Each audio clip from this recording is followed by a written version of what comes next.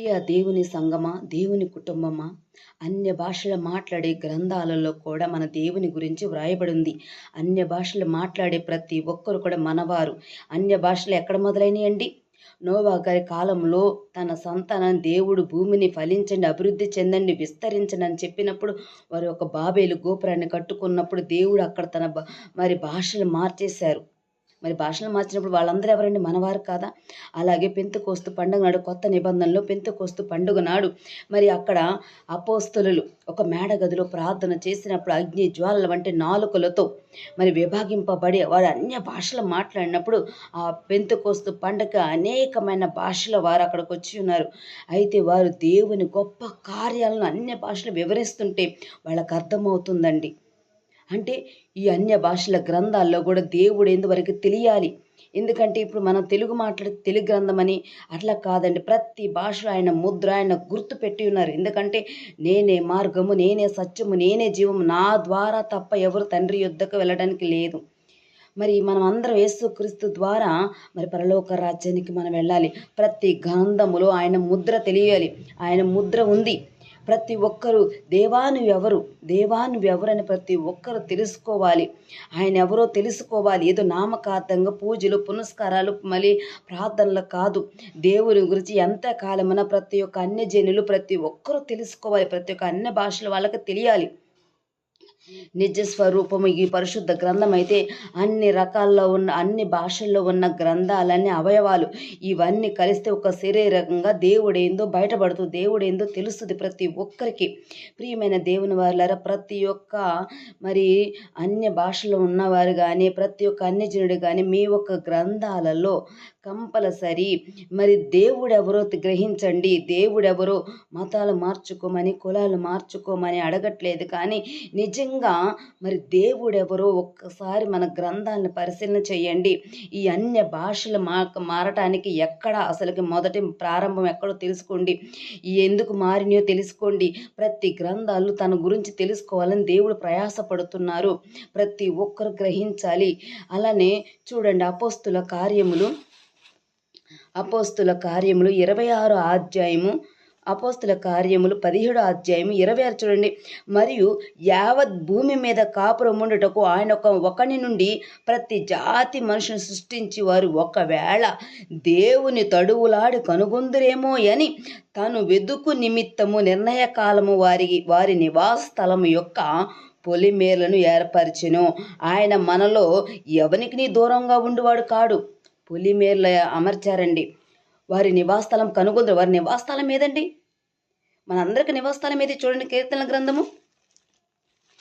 గ్రంథము మన నివాస స్థలం ఏదో చూడండి. కీర్తనల గ్రంథము 90 అధ్యాయము, కీర్తనల గ్రంథము 90 అధ్యాయము మొదటి నుండి, ప్రభా తరతరముల నుండి మాకు నివాస స్థలము నీవే, పర్వతములు పుట్టక మునుపు భూమిని లోకమును పుట్టింపక మునుపు యుగ యుగములు నీవే దేవుడవు. అంటే తరతరములకు మాకు నివాస స్థలము పరలోక రాజ్యం అండి. పరలోక రాజ్యం దేవుని దగ్గర.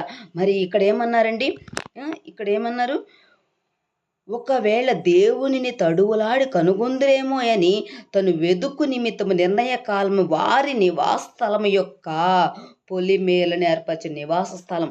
మన నివాస స్థలం ఎక్కడని మనం వెతుకులాడాలంట, మనం తెలుసుకోవాలి. ప్రతి ఒక్క గ్రంథంలో దేవుని గురించి వ్రాయబడి ఉంది. ఇదిగో మనందరికీ ఒక్కడే దేవుడు, మనమందరం ఒకటే కుటుంబం, మనంతా ఒక్కరి నుంచే వచ్చిన వారము. ఇక్కడ రాయబడింది, ఎంత చక్కగా రాయబడిందండి. ఒక్కసారి మీరు చదవండి. అపోస్తుల కార్యములు 17 అధ్యాయము, ఇదిగో చూడండి 26 నుంచి చదివితే ఎంత బాగా రాయబడిందంటే, ఇదిగో చూడండి, మనం ఆయన యందు బ్రతుకుచున్నాము, చలించుచున్నాము, ఉనికి కలిగి ఉన్నాము, అటువలే మనం ఆయన సంతానమని మీ కవీశ్వర్లలో కొందరు చెప్పుచున్నారు. కవీశ్వర్లు అంటే అన్యులు. అడగండి, వాళ్ళ రాజుల్లో కానీ కొంతమంది వెలుగును చూసినట్టుగా కానీ కొంతమంది నిజంగా ఆయనే దేవుడని వాళ్ళు వెతికారండి.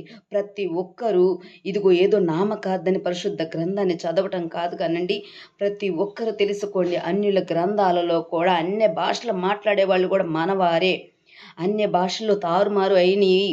తర్వాత అన్ని భాషల్లో వారి వారి గ్రంథాల్లో వారు దేవుణ్ణి తెలుసుకోవాలి. దేవుని గురించి గుర్తులు పెట్టారు. ప్రతి ఒక్కరూ చేసే ప్రార్థనలో కానీ పూజల్లో కానీ మీరు ఒక్కసారి అడగండి, గ్రహించండి, దేవుని ప్రాధేయపడండి. దేవా నువ్వెవరు, మాకు అసలుకి మాకు ఇలా మారటానికి, ఇదంత స్థితి మారటానికి ఎందుకు కారణమని ఒక్కసారిని దేవుని దగ్గర మొరపెట్టుకొని ప్రాధేయపడితే దేవుడేంటో నిజంగా ప్రతి ఒక్కరికి తెలియచేస్తారండి. ఇదిగో పరిశుద్ధ గ్రంథం, ఇది నిజస్వరూపం అండి. నిజస్వరూపం ఎందుకంటే ఈ గ్రంథంలోనే నేనే మార్గము, నేనే సత్యము, నేనే జీవమని వ్రాయబడింది. మన కొరకు ఆయన వచ్చారని, మన కొరకు సిలువ వేయబడ్డాడు, తిరిగి మృత్యుంజయ తిరిగి లేచండి, మరలా రాబోతాడని సమస్తం ఇక్కడ వ్రాయబడి ఉందండి.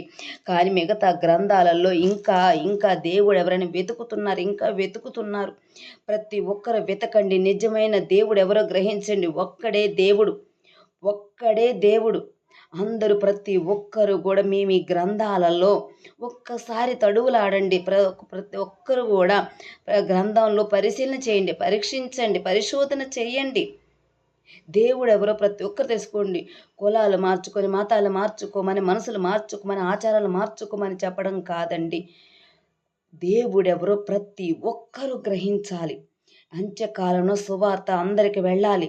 సర్వలోకానికి సువార్త ప్రకటించబడాలి. ప్రతి ఒక్కరు అన్య భాషలు మాట్లాడేవాళ్ళు ప్రతి ఒక్కరూ కూడా దేవుడెవరు గ్రహించాలి, తెలుసుకోవాలి, ఆయన ఆరాధించాలి. ఆయన్ని నిజమైన నజరేయుడైన యేసుక్రీస్తు వారిని గ్రహించాలని కోరుకుంటూ దీవించబడినగా. ఆమేన్.